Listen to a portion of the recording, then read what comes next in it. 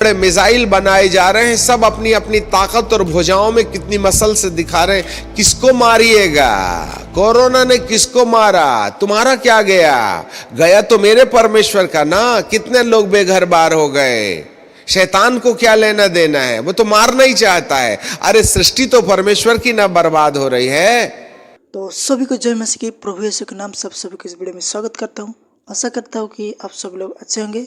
और आइए प्रभु के दास बिशप अमर सिंह के माध्यम से एक वचन का भी सुनते हैं।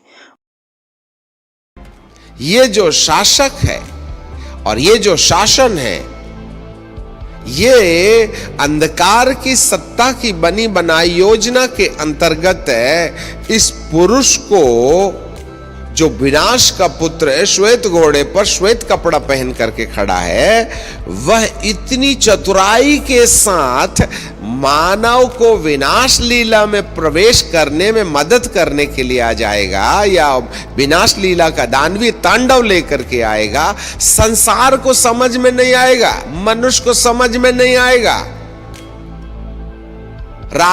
जो मनुष्य आज शासन कर रहे हैं उसको समझ में नहीं आएगा। हम मिसाइलें बना रहे हैं, पता नहीं क्या क्या बना रहे हैं। किसको मारिएगा? मनुष्य को ही ना मारिएगा। नेशनल सिक्योरिटी क्या है?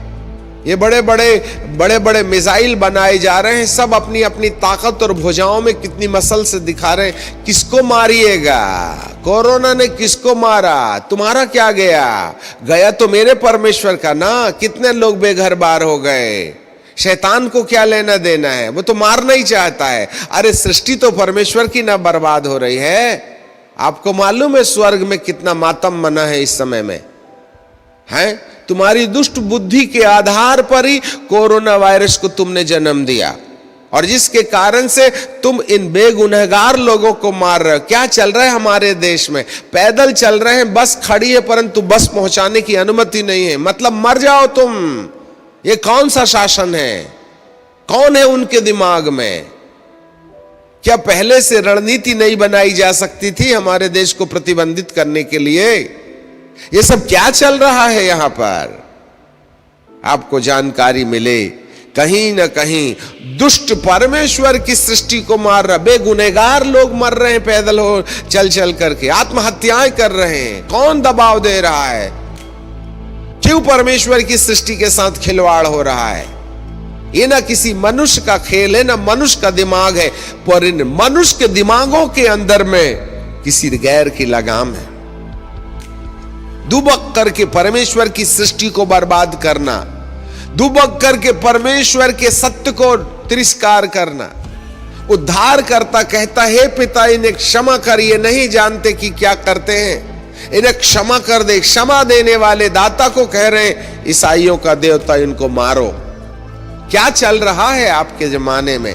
ये तो सब बाद में होना चाहिए, परंतु आज ही दिखाई दे रहा है। इसका मतलब कहीं ना कहीं चीते की तरह दुष्ट परमेश्वर की ही सृष्टि के माथे पर बैठकर परमेश्वर की ही सृष्टि को बर्बाद कर धनुष।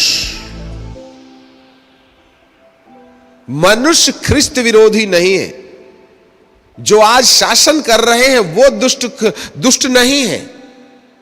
वे तो परमेश्वर की सृष्टि है, परंतु उनकी अज्ञानता को, उनकी मूर्खता को कोई दुरात्मा इस्तेमाल कर रही है।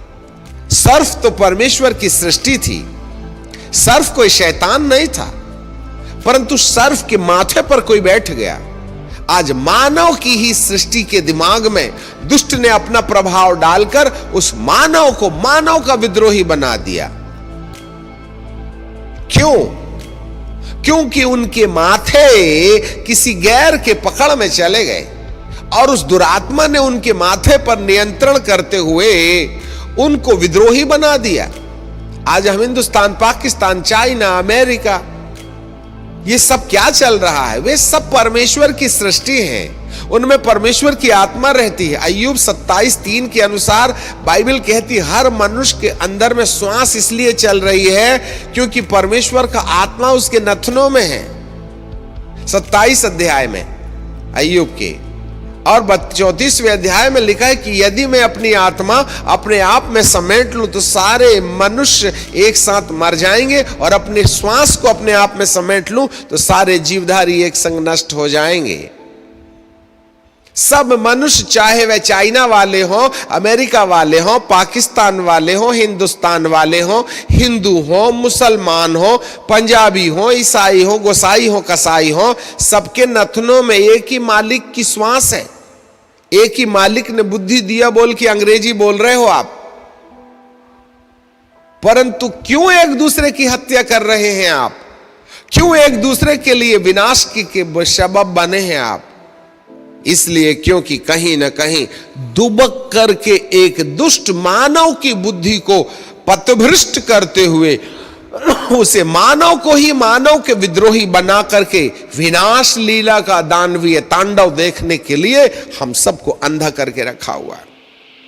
इसलिए किसी भी देश के शासक को दुष्ट मत बोलो, किसी भी देश की राजनीति को दुष्ट मत बोलो, किसी भी व्यक्ति की क्रूरता के पीछे उसका अपना कोई योगदान नहीं है, वरन उसके पीछे अंधकार की सत्ता का प्रभाव है।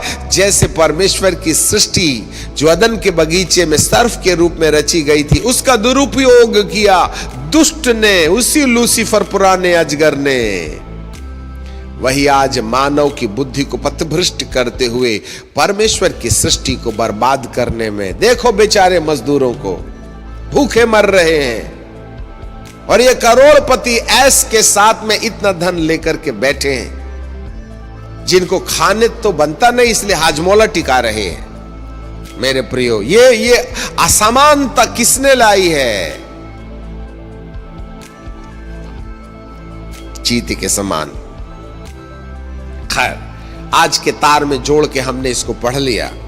इसकी विकृतता उस जमाने में कैसी रहेगी जब कलीसिया उठा ली जाएगी। दुबक करके चीते की नाई, चीता एक दुबक करके शिकार के पास पहुंचने वाला कैरेक्टर है, और जब वह अपने शिकार के पास पहुंच जाता है तो इस पशु के पांव भालू के समान है। ये जो भालू होता है, सबसे बड़े बड़े नाखून इसी भालू के पास होते हैं, और वह फाड़ने में बड़ा माहिर होता है। आपको जानकारी मिले, एक ऐसा शासन, एक ऐसा शासक जो अपनी चतुर बुद्धि के द्वारा संपूर्ण धरती पर एक राज मुकुट जय प्राप्त करने के लिए निकला, शासन करने के लिए तैयार हो जाएगा।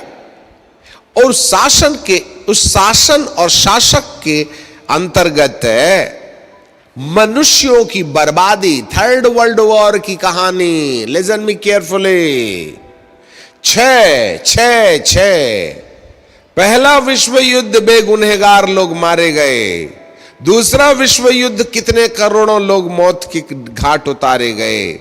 आज की पॉपुलेशन के अनुसार जब तीसरा विश्व युद्ध होगा तो कितने लोग मरेंगे, उसकी कहानी तो कैलकुलेटर से ही निकाली जा सकती है।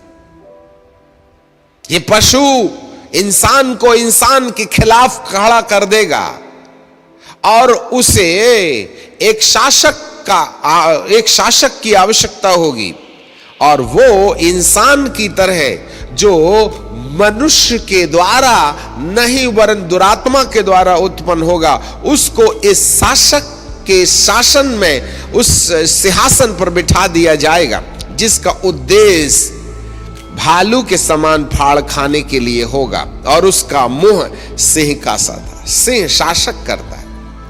बात शासन की है, आगे पीछे बात नहीं है कोई। शासन, शासक। आज लोग कुर्सी के लिए लड़ रहे हैं, जितना कुकर्म हो सकता है सब करने तैयार। आज एक नेता गद्दी पाने के लिए नेताओं के सामने, अपने बड़े नेताओं के सामने अपनी बेटी और बीबी को भी परोस देता है कि वह गद्दी अख्तियार करे। आज शासन का नशा शासकों के अंदर में इस तरीके से है कि वे अपनी पत्नी भी परोसे जा रहे हैं। आपको क्या लगता है कौन इनके दिमाग के अंदर में बैठा हुआ है? बेगुनहगारों की हत्या में खिलखिला के हंसना, ये तो कलीसिया के उठाए जाने के बाद होना चाहिए। उसकी झलकियां तो पहले से दिखाई देने लगी। चलिए, शासन सिंह के समान, और उस अजगर ने, अब यहां बिल्कुल सटीक प्रश्न आ जाएगा। अजगर ने अपनी सामर्थ और अपना सिंहासन और बड़ा अधिकार उसे दे दिया। किसे दे दिया? 6वें अध्याय वाले श्वेत घोड़े पर बैठे हुए, श्वेत कपड़े पर, हाथ में धनुष लिया, सिर में मुकुट लिया, उसको दे दिया। इससे ऐसे पता चलता है कि कलीसिया के उठाए जाने के बाद संपूर्ण धरती की राजनीति सिमट कर एक व्यक्ति के हाथ में आ जाएगी। संपूर्ण सृष्टि की ताकत, पावर एक व्यक्ति के हाथ में आ जाएगी। संपूर्ण सृष्टि के धर्म एक व्यक्ति के हाथ में आ जाएंगे। संपूर्ण सृष्टि का पैसा एक व्यक्ति के कंट्रोल में आ जाएगा, और संपूर्ण धरती की मिसाइल पावर, कंप्यूटर पावर, अमका पावर, ढमका पावर एक व्यक्ति के हाथ में आ जाएगा। उसी के एक ही लैपटॉप में दुनिया को चलाने की पूरे कोड्स होंगे, वह अपनी मर्जी से चला पाएगा। एक ऐसे शासक की कहानी प्रभु बता रहे। 5 चीजें होंगी: एक सरकार, संपूर्ण दुनिया की राजनीति, संपूर्ण धरती का पैसा, संपूर्ण धरती की शक्ति, संपूर्ण धरती के धर्म, वन वर्ल्ड रिलीजन, और संपूर्ण धरती की ताकत, मिसाइल पावर। ये 5 यूनाइट होकर के एक व्यक्ति के हाथ में हो जाएंगे, जिसका उद्देश्य धनुष अर्थात मनुष्य की विनाश लीला, ये 3rd वर्ल्ड वॉर लेके आएगा। जब तक कि वन वर्ल्ड गवर्नमेंट नहीं आएगी, तब तक तृतीय विश्व युद्ध नहीं होगा, और इस तृतीय विश्व युद्ध का केंद्र बिंदु होगा इजराइल। संपूर्ण धरती सिमट करके, पंजे में जो लोहा है ना, उसमें मिट जाएगी, जुड़ जाएगी, एक हो जाएगी, यूनाइट हो जाएगी। अभी ये तृतीय विश्व युद्ध किस शर्त पर होगा, उसको हम अभी नहीं छेड़ेंगे। अभी तो उस शासक और शासन की कहानी पहली मोहर के खोलने में प्रत्यक्ष हो रही है, हम यहीं पर सीमित रहे।